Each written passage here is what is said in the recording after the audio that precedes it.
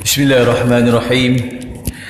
Assalamualaikum warahmatullahi wabarakatuh. Alhamdulillahi rabbil alamin. Wassalatu wassalamu ala ashrafil anbiya'i wal mursalin Sayyidina Muhammadin wa ala alihi wa sahbihi ajma'in. Subhanaka la ilma lana illa ma 'allamtana innaka antal alimul hakim. Wa qala rabbi shrah li sadri wa yassir li amri wa hlul 'uqdatam min lisani yafqahu qawli. Wa ilahina anta ma'sudina wa radaka matlubina amin amin ya rabbal alamin. Ashhadu an la ilaha illallah wa ashhadu anna Muhammadan abduhu wa rasuluh.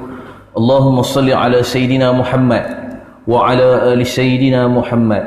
Amma ba'du, faya ibadallah ittaqullah, fusikum wa iyaya bitaqullah faqad fadhal muttaqun. Ba'da a'udzu billahi minasyaitonir rajim. Bismillahirrahmanirrahim. Ya ayyuhalladzina amanu ittaqullaha haqqa tuqatih wa la tamutunna illa wa antum muslimun. Sadaqallahul azim. Allahumma salli ala sayyidina Muhammad wa ala ali sayyidina Muhammad.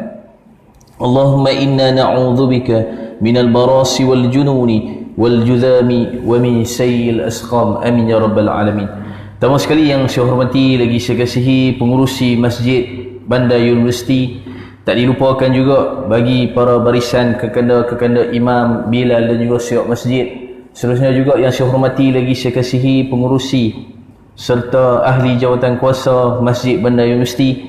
Dan juga tidak dilupakan juga yang saya ingati, lagi saya kasihi, lagi saya rindui, lagi saya sayangi, tuan-tuan dan puan muslimin muslimat yang dirahmati oleh Allah sekalian, seluruh ahli Jumaah Masjid Bandar Universiti yang hadir pada malam ini dan juga yang mungkin mendengar daripada corong-corong speaker masjid yang berada di luar sana, apa khabar semua pada malam ini?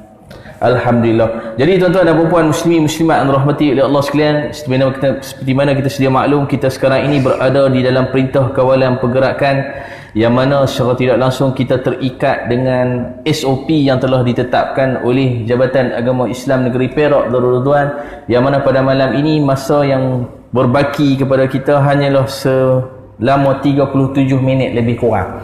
Jadi tuan-tuan dan puan muslimin muslimat yang dirahmati oleh Allah sekalian, mengikut SOP yang telah ditetapkan oleh Jabatan Agama Islam Negeri Perak Darul Ridwan, apabila masuknya waktu Isya, segala jenis tazkirah maghrib ataupun kuliah maghrib hendaklah diberhentikan dengan serta-merta. Jadi insya-Allah tuan-tuan dan puan muslimin muslimat dirahmati oleh Allah sekalian, saya akan mengikuti SOP tersebut dan juga kalau terlajak pun mungkin sikit saja. Jadi tuan-tuan dan puan muslimin muslimat dirahmati oleh Allah sekalian, saya mohon ampun dan maaf kepada tuan-tuan dan puan muslimin muslimat yang dirahmati oleh Allah sekalian, kerana kalau tak silap saya berkuliah di sini baru sekali pengenalan, baru buka kitab baca sekejap, cuti lama tu. Cuti terus sampai malam ni pula. Ni pertemuan yang kali ketiga lah tak silap saya di sini. Jadi tuan-tuan dan puan muslimin muslimat dirahmati oleh Allah sekalian, sekali lagi saya mohon ampun dan maaf sangat-sangat kepada tuan-tuan dan puan muslimin muslimat dirahmati oleh Allah sekalian dengan ketidakizinan daripada Allah Subhanahu Wa Taala untuk sama-sama kita bertemu. Alhamdulillah tuan-tuan dan puan muslimin muslimat dirahmati oleh Allah sekalian, Allah masih lagi memberi peluang kepada kita, yang mana pintu-pintu masjid ini masih lagi dibuka, pintu-pintu surau ini masih dibuka. Jadi mudah-mudahan insya-Allah dengan keizinan daripada Allah Subhanahu Wa Taala ini dapat kita gunakan dengan sebaik mungkin dalam mana kita mencari redha Allah Subhanahu Wa Taala dan juga sama-sama juga kita mengimarahkan rumah Allah Subhanahu Wa Taala.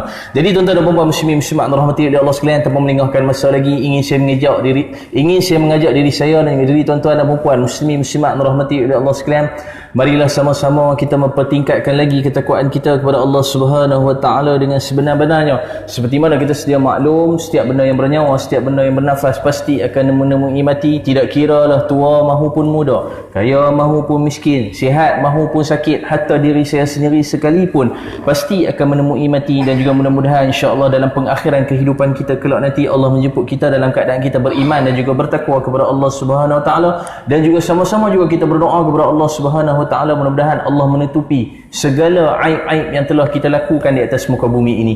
Yang keduanya tuan-tuan dan puan muslimin muslimat rahmati oleh Allah sekalian, marilah juga sama-sama kita memanjatkan kesyukuran dengan penuh rasa syukur kepada Allah Subhanahu Wa Taala dengan segala-gala kurniaan nikmat-nikmat Allah Subhanahu Wa Taala kepada kita. Contohnya nikmat pandangan, nikmat kehidupan, nikmat ruh, ruh, nikmat iman, nikmat Islam dan juga segala-gala nikmat yang lain, yang mana nikmat-nikmat tersebut sampai satu masa, sampai satu detik, sampai satu ketika pasti Allah akan mengambil kembali segala nikmat-nikmat tersebut. Dan juga mudah-mudahan dengan kurniaan nikmat-nikmat daripada Allah Subhanahu wa taala ini dapat membuatkan kita menjadi seorang hamba yang kenal Allah Subhanahu wa taala, Tuhan pencipta langit dan bumi, pentadbir sekalian alam.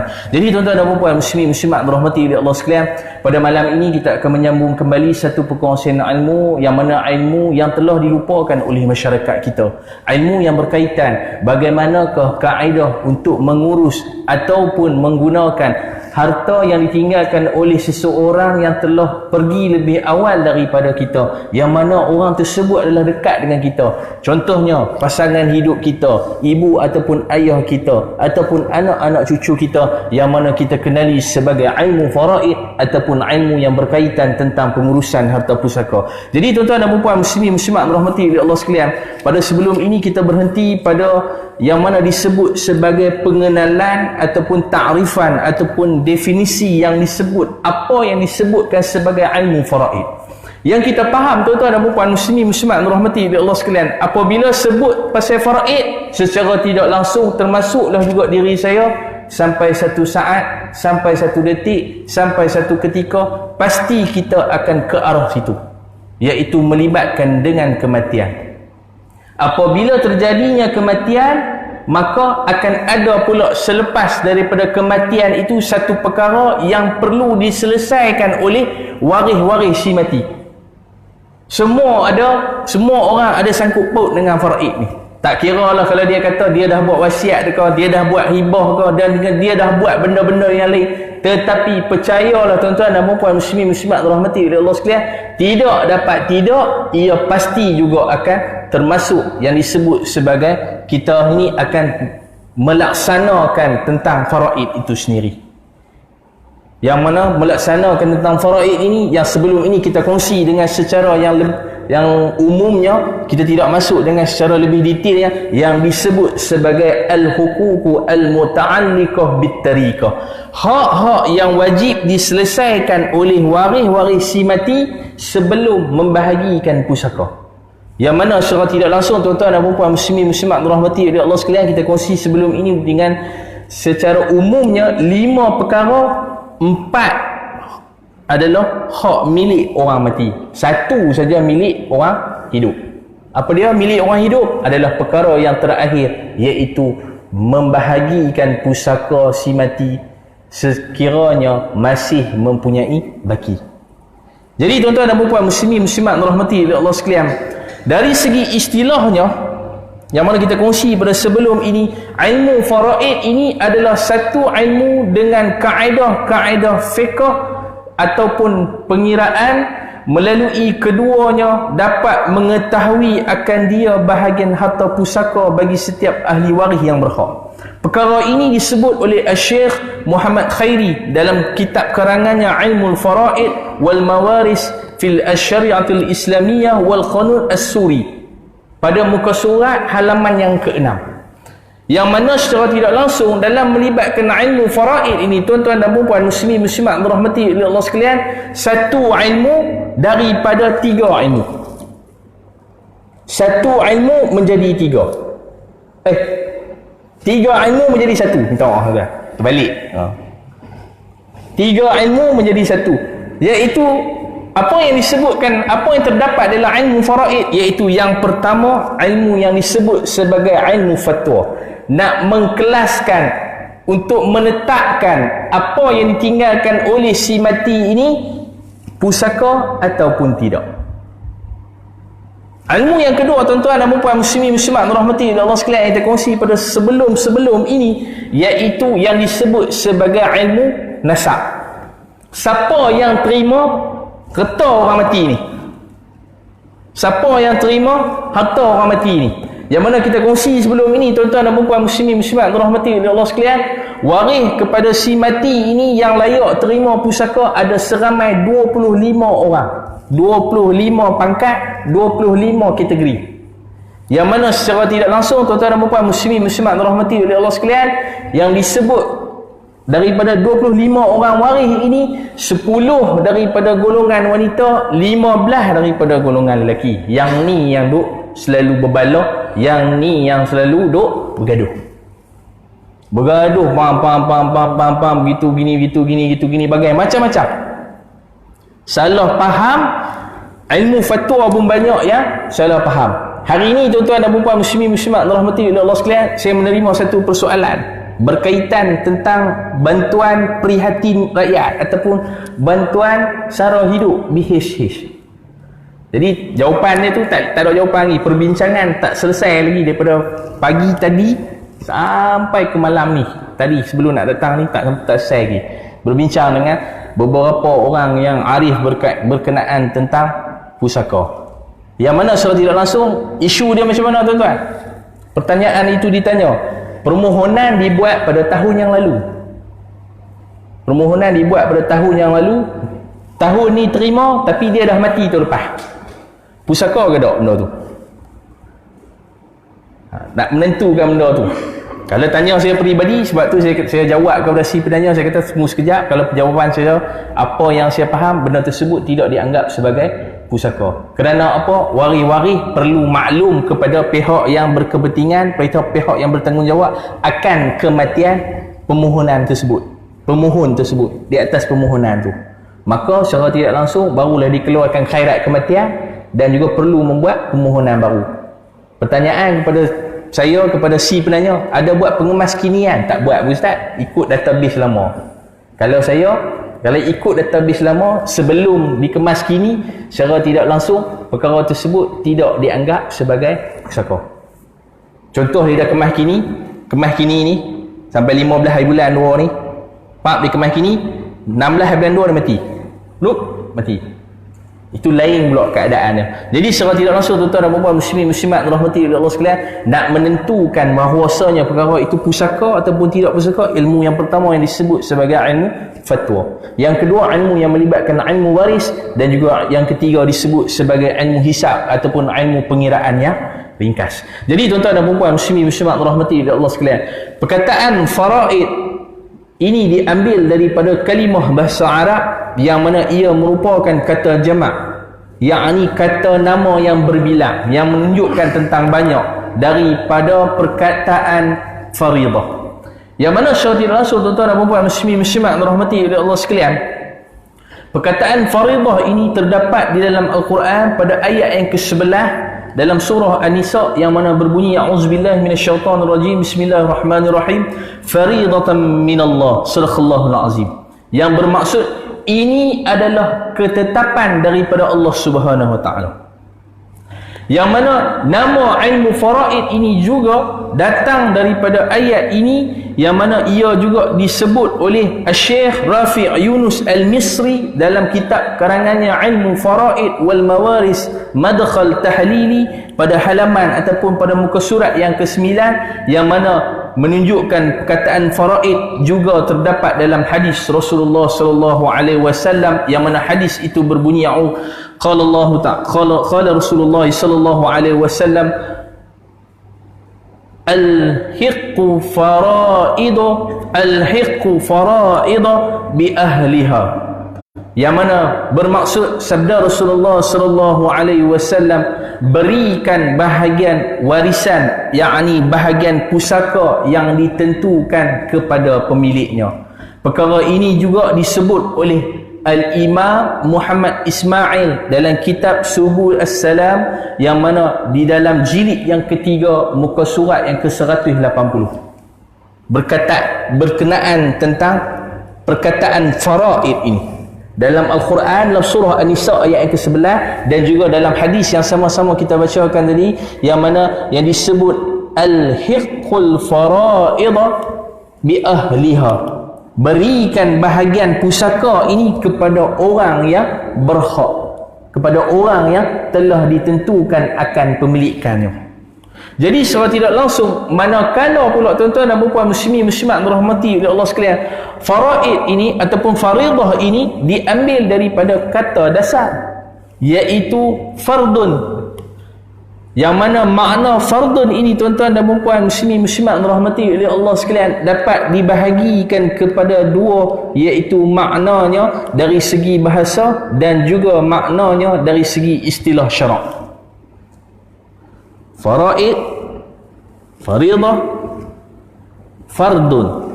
Jadi secara tidak langsung yang mana yang disebut sebagai fardun dari segi bahasa ni ada 5 tuan-tuan. Yang mana perkara ini disebut oleh Syekh Muhammad Khairi dalam kitab yang sama kita sebut tadi, dalam kitab karangannya Ilmu Faraid wal Mawaris fil Syaritul Islamiyah wal Qanuni As-Suri, pada halaman yang ke-6, pada muka surat yang ke-6 dan juga muka surat yang ke-7. Jadi secara tidak langsung tuan-tuan dan puan muslimin muslimat rahmati oleh Allah sekalian, apa maksudnya? Yang pertamanya yang disebut, kita sama-sama sebut, ketetapan daripada Allah Subhanahu wa taala, yang mana berdasarkan firman Allah Subhanahu wa taala dalam surah Al-Baqarah ayat yang ke-237 yang berbunyinya auzubillahi minasyaitonirrajim fanisfu ma faradtum. Sadaqallahul azim, yang mana bermaksud maka mereka berhak mendapat separuh daripada mas kahwin yang kamu tetapkan itu. Ini berkaitan tentang ayat mas kahwin. Jadi bahagian yang mana disebut tentang fardun ini adalah bahagian. Jadi secara tidak langsung tuan-tuan dan puan muslimin muslimat rahmati Allah sekalian, apabila terjadinya kematian seseorang itu, ada waris-waris yang berhak menerima pusaka yang ditinggalkan oleh orang mati tersebut. Cuma bagaimanakah untuk menguruskannya sebelum ini mengikut kaedah ataupun pemahaman masyarakat kita, habisnya mati petang ni, esok bincang pusaka. Perkara tersebut adalah silap, salah dari segi sudut syarak. Yang betulnya mana?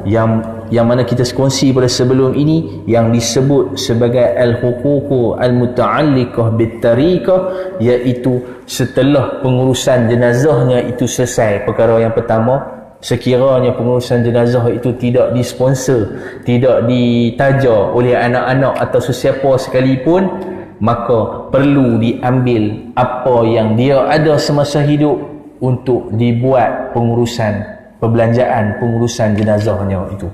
Takkan kita nak biar tuan-tuan. Contoh, saya mati nombor 30 Jalan Tasik Indah 31 Bandar Universiti belakang mana.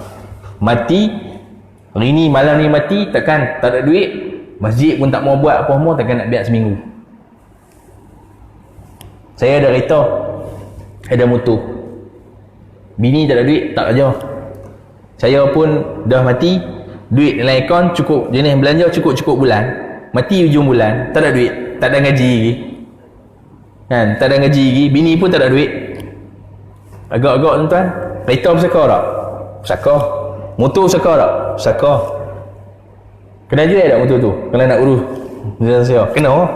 Jadi secara tidak langsung pengurusan jenazah itu perkara yang pertama. Tak kira lah saya ni tak masuk khairat kematian Masjid Bandar Universiti ke, saya ni tak masuk khairat kematian mana-mana sekalipun ataupun mana-mana tempat, tak ada orang yang nak uruskan, maka boleh digunakan duit pusaka orang mati tersebut dalam mengurus jenazah, tetapi dalam perkara yang wajib sahaja, iaitu 4 perkara: mandi, kapan, mengusung ke bumi. 4 benda ni yang wajib. Tahlil wajib tak? Tak wajib. Kalau buat bagus tak? Bagus. Tapi benda yang tak wajib. Contoh, katakanlah saya ada bela ayam, bela lembu. Kalau saya mati, ayam lembu tu pusaka tak? Pusaka lah. Kita jangan nampak pusaka ni tanah, duit, kereta sahaja, kenderaan sahaja. Tidak. Tapi apa yang dimiliki semasa hayat si mati, bernilai tidak bernilai, maka ia dianggap sebagai pusaka.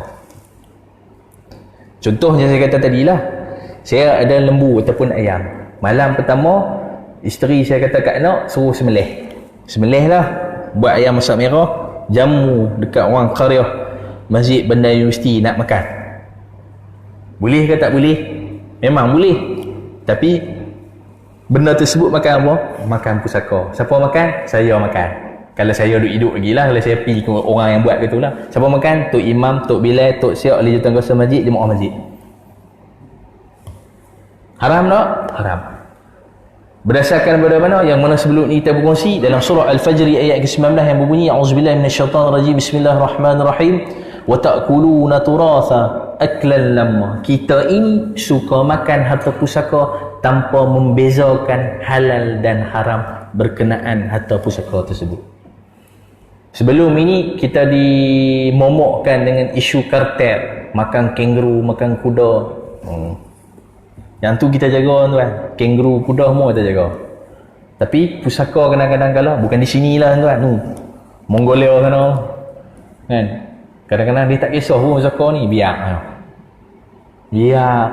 Yang ni yang perlu kita jaga juga. Yang mana ia adalah ketetapan daripada Allah Subhanahu Wa Taala. Perkara yang kedua yang saya kata sebelum tadi ni, last kali kita bagi pusaka, iaitu menyelesaikan hutang piutang si mati. Kita sayang kat mak kita, kita sayang kat anak kita, kita sayang kat pasangan kita. Tapi kadang-kadang kalau sayang tu waris-waris kita, sayang di bibir sahaja, tapi pelaksanaan dia itu tidak ada. No? Jadi perkara yang kedua pula, makna apa? Perkataan fardun ini juga iaitu membawa maksud bahagian. Tadi ketetapan yang telah ditetapkan oleh Allah Subhanahu Wa Taala. Yang kedua bermaksud bahagian. Yang mana ia berdasarkan daripada firman Allah Subhanahu Wa Taala dalam surah An-Nisa ayat yang ke-7. A'udzubillahi minasyaitanirrajim. Bismillahirrahmanirrahim. Nasiban mafruḍa. Sadaqallahul azim. Yang bermaksud bahagian yang tidak ditetapkan, yakni dibahagi-bahagikan. Jadi secara tidak langsung perkara ini, catatan ini disebut oleh Syekh Ahmad bin Muhammad dalam kitab karangannya Hashishiyah As-Sawi' ala Tafsir Al-Jalalain pada jilid yang kedua halaman yang ke-363 berkenaan tentang bahagian ini. Apa yang disebut fardun adalah bahagian. Bahagian ni pula tuan-tuan dan puan muslimin muslimat dirahmati oleh Allah sekalian. Boleh jalan ni? Boleh. Apabila terjadinya kematian secara umum, tuan-tuan, saya kongsi pada malam ni dengan kekangan masa yang ada. Contoh, saya mati, saya kata sebelum ni, keranda ni jangan lupa. Mati ada keranda, mati ada liang lahat, mati ada tempat dikebumikan. Contoh, ustaz mati. Senang. Ustaz mati. Waris ni, tuan-tuan dan puan muslimin muslimat dirahmati oleh Allah sekalian, dia akan menerima dalam yang mana si mati dia mempunyai waris dia akan terima dalam dua golongan. Yang ni dulu dalam pembahagian ilmu faraid, dua golongan. Yang mana secara tidak langsung golongan yang pertama, bahagian yang telah ditentukan. Bahagian yang telah ditentukan.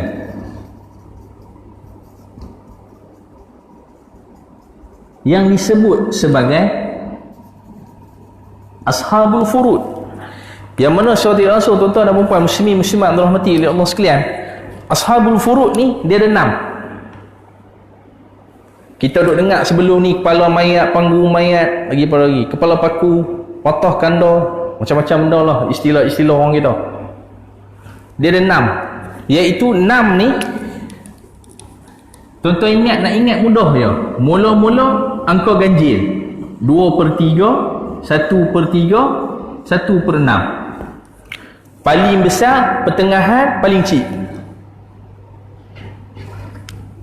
Seluruhnya yang mana genap 1/2, 1/4, 1/8. Habis. Yang ni Allah Taala sebut dalam surah An-Nisa ayat yang ke-11, ayat yang ke-12 dan juga ayat ke-176. Bahagian yang telah ditentukan, maksudnya Allah tentukan waris ni dapat banyak ni, tak ada kurang pun, sesen pun tak ada kurang, seinci pun tak ada kurang. Apa lagi? Seinci, sesen, seinci, memang tak kurang langsung lah. Kiranya yang ni yang ditentukan oleh Allah Subhanahu Wa Taala. Manakala golongan yang kedua pula, tuan-tuan dan puan-puan, muslimat dirahmati oleh Allah sekalian, yang disebut sebagai bahagian yang tidak ditentukan. Bahagian yang tidak ditentukan.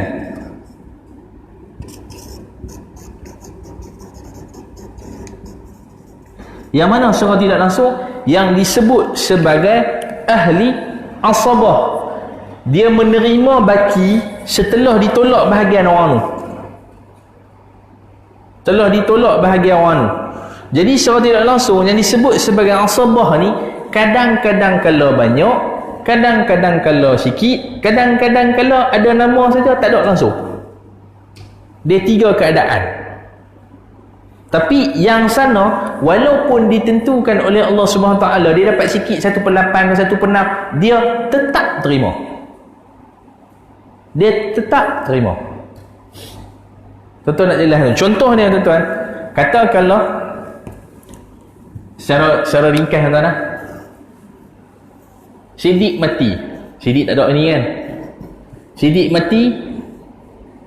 Siddiq tak ada ayah, Siddiq tak ada ibu, Siddiq tak ada isteri. Siddiq ada anak lelaki, anak perempuan, contoh. Siddiq ada isteri lah, mudah. Yang ni dia jadi kes lain. Siddiq ada isteri. Isteri ni, tuan-tuan dan puan-puan muslimat dirahmati oleh Allah sekalian, apabila suami meninggal dunia, meninggalkan isteri, meninggalkan anak lelaki, meninggalkan anak perempuan, maka secara tidak langsung Siddiq, sekiranya orang mati ni ada anak, isteri dapat 1/8. Baki lagi 7/8 milik anak-anak diorang ni. Tapi dalam hal ni, secara tidak langsung anak perempuan mengasabahkan dirinya bersama-sama, anak lelaki ni mengasabahkan anak perempuan ini. Bermaksud lelaki dapat 2 bahagian, perempuan dapat 1 bahagian. Tapi berapa kiraannya? Yang ni yang dikata asabah yang secara tidak langsung bahagian yang tidak ditentukan, perlukan dengan pengiraan. Perlukan dengan pengiraan. Jadi tuan-tuan dan puan-puan muslimat dirahmati oleh Allah sekalian, secara tidak langsung melibatkan dalam hal pengurusan pusaka, nak membahagikan pusaka ini, ada disiplin yang telah ditetapkan oleh syarak berkenaan tentang perkara ini.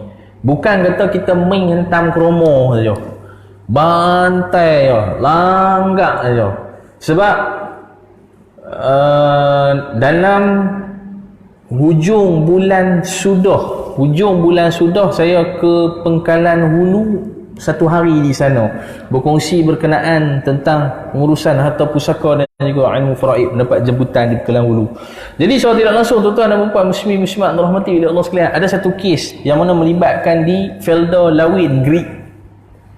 Siapa nak Felda ataupun Felkra di sini mungkin faham tentang Felda ataupun Felkra, yang mana ia terikat dengan Akta GSA 1960. Dia hanya boleh meletakkan 2 nama ya, walaupun ada 10 orang anak. Agak-agak tuan-tuan, macam mana nak lagi? Gaduh pula tu. Bergolok bergadai pula lagi.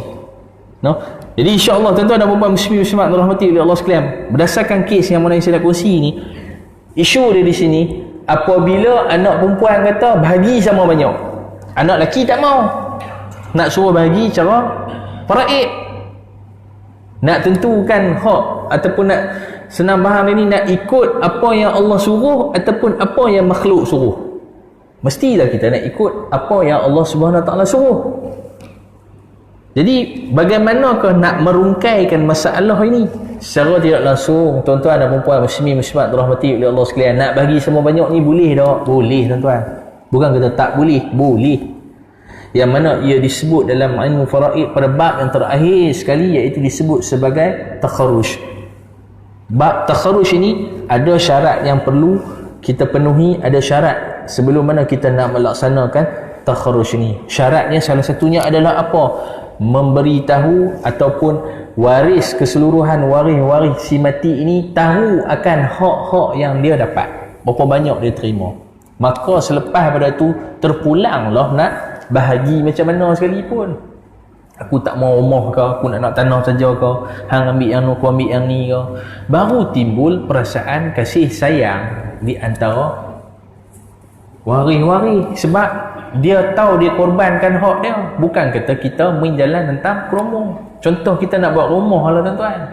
Buat rumah, tiang tak naik, pasang bumbung dulu. Gak-gak bumbung tu nak duduk macam mana? Mesti ada tiang dulu kan? Sama juga dalam pembahagian pusaka. Ada asas yang perlu kita pegang sebelum nak mengikut apa yang kita hendak. No? Jadi saudara Rasul, tuan-tuan dan puan-puan muslimin muslimat dirahmati oleh Allah sekalian, fikir-fikirkanlah takkan yang mana Allah sebut jelas ni dalam surah Nisa ayat ke-11, ayat ke-12 dengan ayat ke-176 berkenaan tentang pembahagian pusaka mengikut kaedah faraid ini ataupun apa yang telah ditentukan oleh Allah Subhanahu Wa Taala, apa yang telah ditetapkan oleh Allah Subhanahu Wa Taala. Adakah 3 ayat ni saja mendatangkan masalah, mendatangkan pecah belah adik-beradik? Quran 30 juzuk tu yang ada kat situ tu, 30 juzuk tu, adakah dalam Quran tu mana Allah Subhanahu Wa Taala turunkan kepada Rasulullah sallallahu alaihi wasallam yang mana ia adalah mukjizat yang paling besar sampai kepada kita pada hari ini, boleh mendatangkan masalah ke dalam kehidupan kita? Tidak, tuan-tuan. Tidak, tuan. Sebab tu saya kata, sebelum ni saya bisa berkata, orang takut COVID lebih daripada takut azab api neraka yang mana Allah sebut dalam Quran. Tapi secara tidak langsung, bukan saya kata macam ni suruh jangan takut COVID, berjaga-jaga. Sebab dalam Al-Quran juga ada sebut janganlah kamu meletakkan diri kamu di dalam kebinasaan. Nampak tuan-tuan? Cantiknya syarak ni, cantiknya Islam ini kepada kita. Sama juga secara tidak langsung daripada kita ni dilahirkan besar tapak tangan ni sampailah macam saya tua bangka mati. Lepas mati ada lagi pula yang telah ditentukan, yang telah ditetapkan, yang telah ditunjukkan Islam ini akan pengurusan jenazah itu sendiri pula. Pengurusan pusaka pula lepas pada itu. Kalaulah kita pengurusan jenazah tentu agak-agak tuan-tuan kan. Macam kaum-kaum lain lah, kita tidak mention kaum-kaum mana. Kena make up tahap 4 hari, tahap 5 hari agak-agak tuan-tuan. Kalau hidup kita mangkit pokok yang orang hidup ni, bagi cepat lah lagi mati bulan tanah dengan duduk lah, upah teriak lah, gitulah, ginilah, bagailah apa semua. Ada Islam larang benda tu semua, no? Jadi secara tidak langsung tuan-tuan dan puan muslimin muslimat dirahmati oleh Allah sekalian, pertama tadi maksud fardun ni adalah pertama ketetapan, yang keduanya bahagian, yang ketiganya yang disebut sebagai kewajipan, yang mana perkara ini daripada firman Allah Subhanahu Wa Taala dalam surah At-Tahrim ayat yang kedua yang berbunyi auzubillahi minasyaitanirrajim, qad faradallahu lakum tahillata aymanikum sadaqallahul azim, yang bermaksud sesungguhnya Allah Taala telah mewajibkan kepada kamu, yakni membebaskan diri daripada sumpahnya. Perkataan fardun ini juga bermaksud daripada membawa maksud akan kewajipan.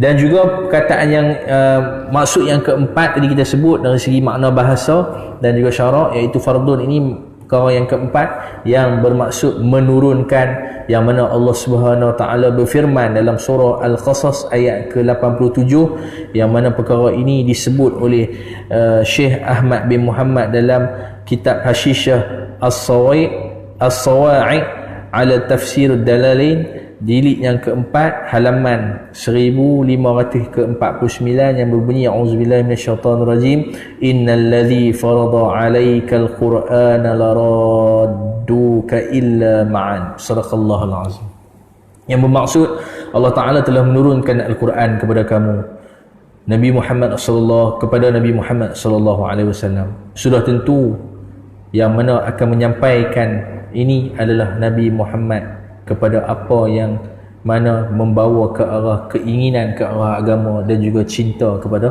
Allah Subhanahu Wa Taala.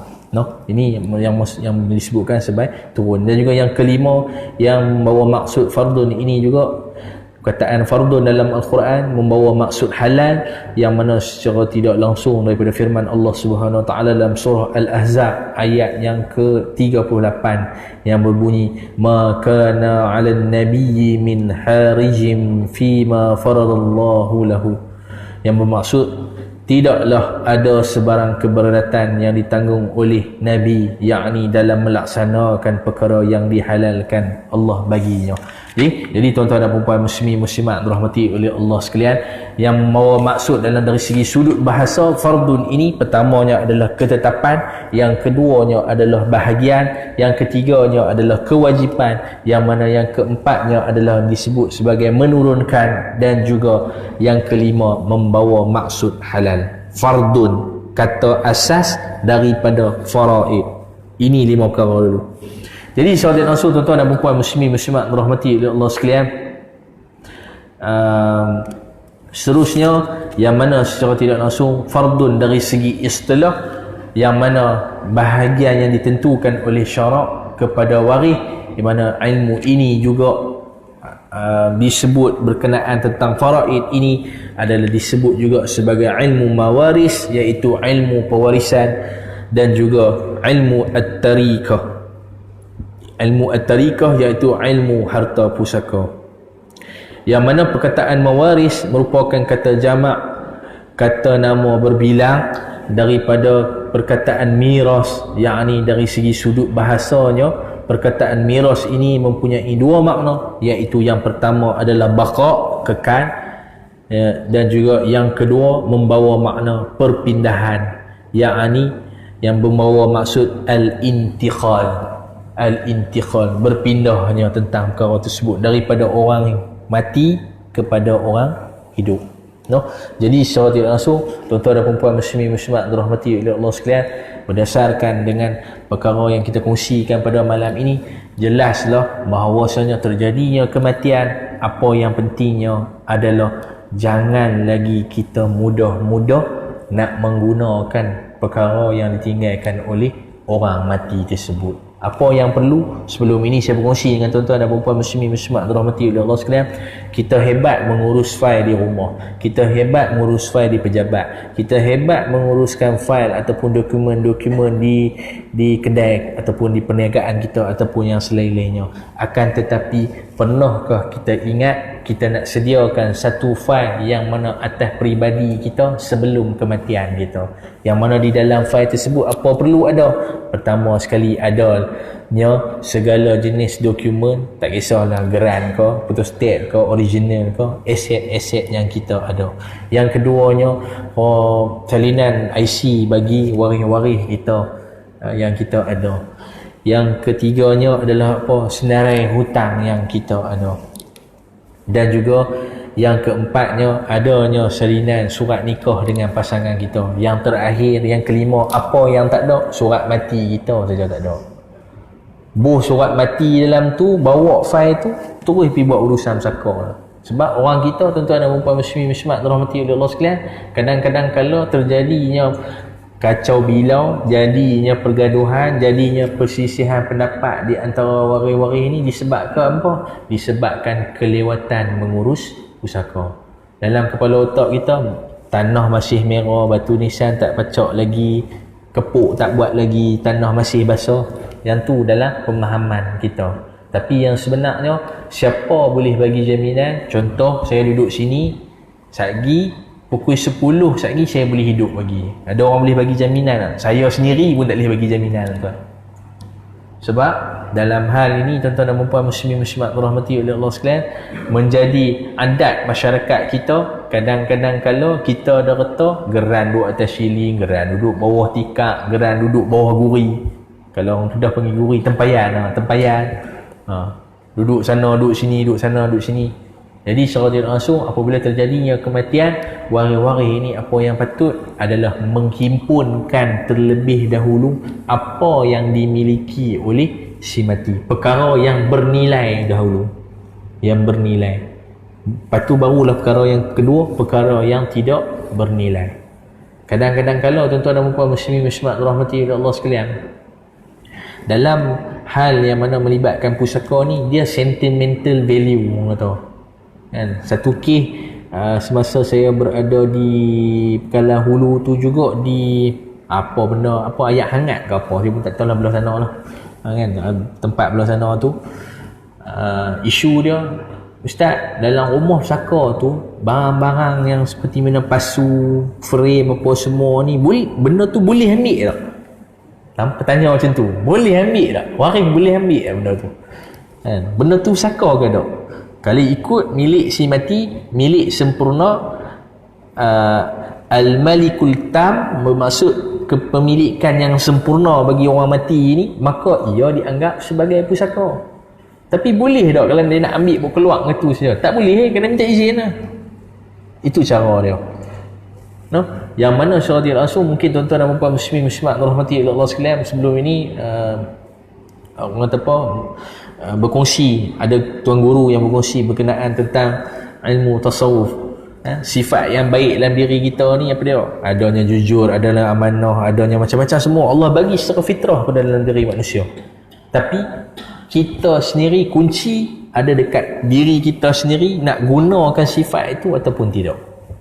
Kunci ada pada diri kita sendiri, bukan pada orang lain. Jadi dalam hal nak ngurus pusaka ni, untuk keikhlasan, kejujuran dan juga amanah itu sendiri adalah terletak di tangan kita sendiri. No? Jadi saya rasa cukup dulu sekadar tu pada malam ini, tuan-tuan dan puan muslimin muslimat rahmati Allah sekalian. Masuk tu kan? Masuk tu dah. Jadi soalan, bukan saya tidak mahu membuka ruang dengan soalan. Boleh buka tapi sekali jadi lambat. Tapi siapa yang ada ruangan soalan, tak kisahlah peribadi ataupun tidak, saya pun terlupa nak check balik sebab sebelum ni ada jemaah kita minta tolong terangkan begitu gini, tapi saya tak teringat nak semak tadi, terlupa ni.